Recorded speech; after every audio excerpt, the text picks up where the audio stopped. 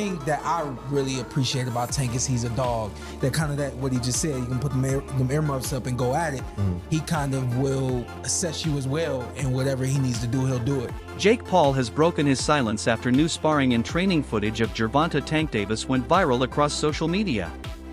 The clips show Davis looking faster, sharper, and more explosive than ever, a version many fans believe might be the best of his career. Jake's reaction sparked widespread discussion, as fans began wondering whether Tank was entering his absolute prime ahead of their potential matchup.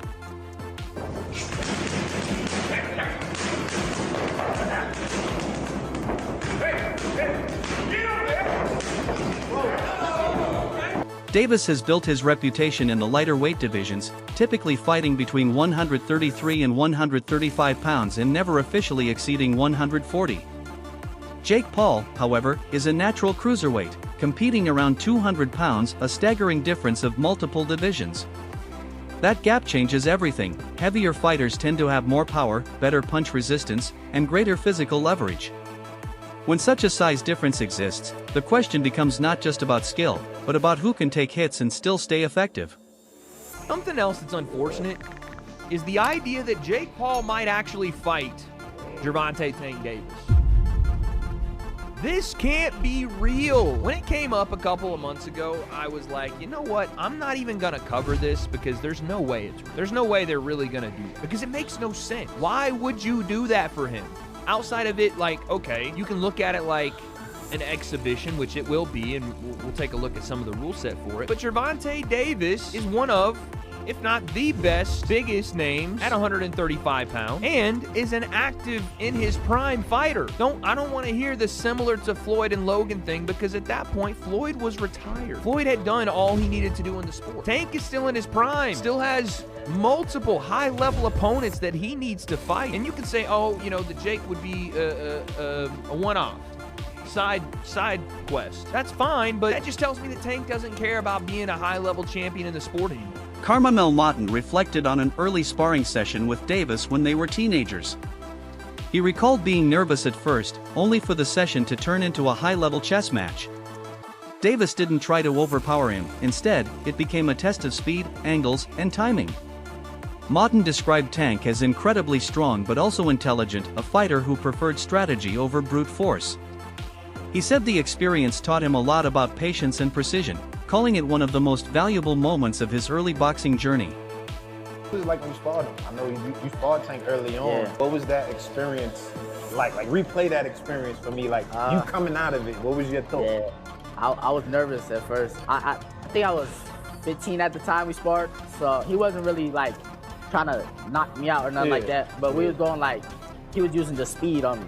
Like, we was both like going speed for speed, and it was great. It was like a chess match. Did you understand in that moment, like, why he is who he is? Yeah, I seen why he's able to beat these guys. Then I also seen why I'm so like, I got all this hype around me too. Former world champion Sean Porter has defended Gervonta Davis's decision to take an exhibition bout with Jake Paul, saying critics are missing the bigger picture. According to Porter, the fight isn't about legacy, it's about financial security. Fighters have short careers, and exhibitions with limited risk can provide life-changing money. Porter argued that Davis is simply doing what's smart, protecting his future while entertaining fans. He reminded purists that not every fight has to be about proving greatness, sometimes it's about making sure your family is set for life. They're trying to make it safer and all those sorts of things, but there's still this pureness to boxing that really doesn't exist in sports anymore, but it's still there with boxing. I think that's why people have such a problem with this kind of move from Tank Davis. Is it more the heart? How do you guys feel being boxers? Man, like once you hear the numbers, I'm like, they're talking, like I don't know the official, they're talking about like 100 mil. Oh, damn. Like, they're talking about these insane numbers. Like I'm gonna be like, don't take that. I'm not gonna tell another man not to take that type of check, especially for something like that. It's not on your official record. It's an exhibition. I'm not gonna lie here and act like I'm not gonna say yes to 100 million or something like that. But I do see exactly what you're saying about the essence of boxing. I wish they would kind of separate a little more, because exhibitions have always been a thing. There's always been an argument. Right. But they're just selling it like a real fight almost. Right. So I think that maybe if we could create a better like distinction, the more of a difference, Right. there might be less hate on it. But at the end of the day, man, I'm not gonna tell Tank not to take that fight. And I said this last year. I said create a influencer title. And let those guys fight over there in the influencer world. They can live the world and the life of I'm a world champion without having to do something like this. Now, the issue for this that I have is you have a legitimate 135-pound champion fighter get in the ring with a 190-pound guy, whatever it is that Jake Paul is at. So now we already let's really answer. Still, many purists view the event as a spectacle rather than a fair contest. Even promoters seem aware of the imbalance. Reports indicate special safety measures like a 195-pound catch weight, bigger gloves, and exhibition rules have been added to protect Davis. Yet despite the size difference, experts believe Davis's elite skills could embarrass Jake. They imagine Tank darting in and out, landing clean shots, and exposing Jake's inexperience, proving that technique can overcome size. Comment about it. My question is, what's the rules, and like, are they gonna actually try and knock each other out? Because it's gonna be a glorified sparring match. I'm not watching, dude. I don't give a fuck. Jake's gonna have a hard time hitting him. Yeah, You know, big time. Gervonta's so fast and skilled. Gervonta's gonna eat his. I thought guts. Jake was gonna fight Anthony Joshua. That seemed. No, that was actually getting. That That is- sounded more. MMA analyst Chael Sonnen criticized Jake Paul's pivot from a rumored fight with Anthony Joshua to one with Davis, calling it a downgrade from what fans were expecting. Sonnen argued that Tank isn't known for self-promotion, he lets his fists do the talking, while Jake has mastered the art of hype and storytelling.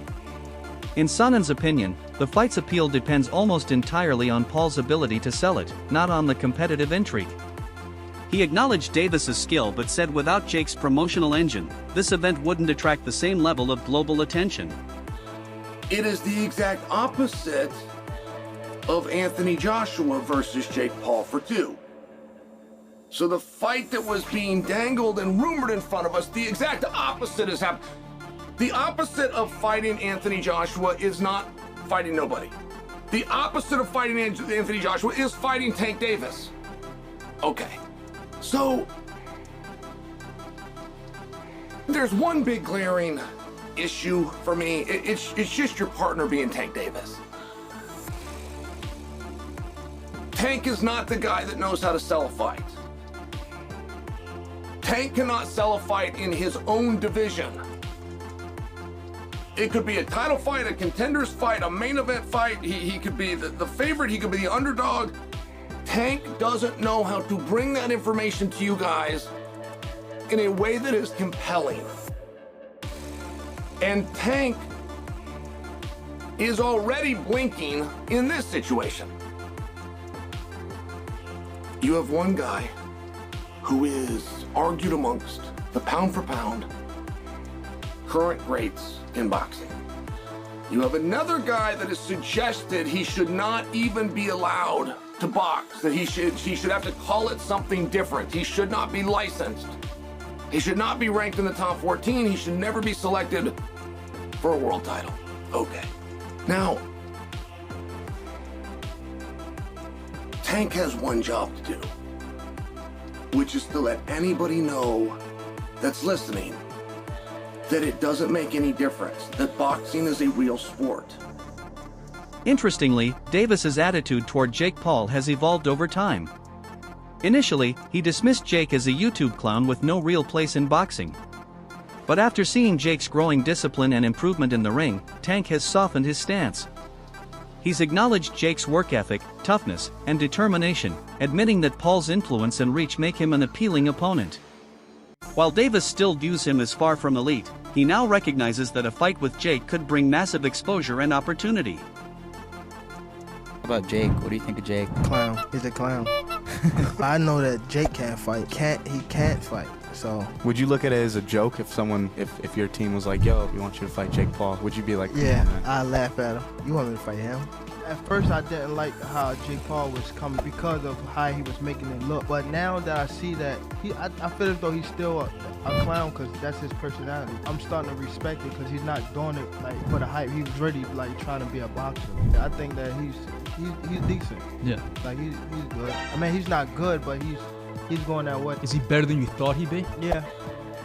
Gotta be mentally tough to be able to box. So that's why I don't take that away from some fighters or some people that want to jump into the sport. So this show how tough you are. That's how it should be. Jake Paul's recent victory over Julio Cesar Chavez Jr. dramatically changed how fans and industry insiders view him. That fight not only broke attendance and gate records but also showcased Paul's improved composure and ring control.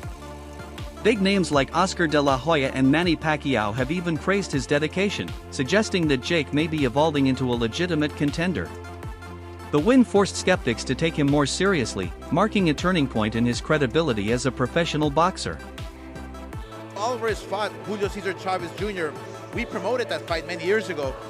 Didn't knock him out, couldn't hurt him.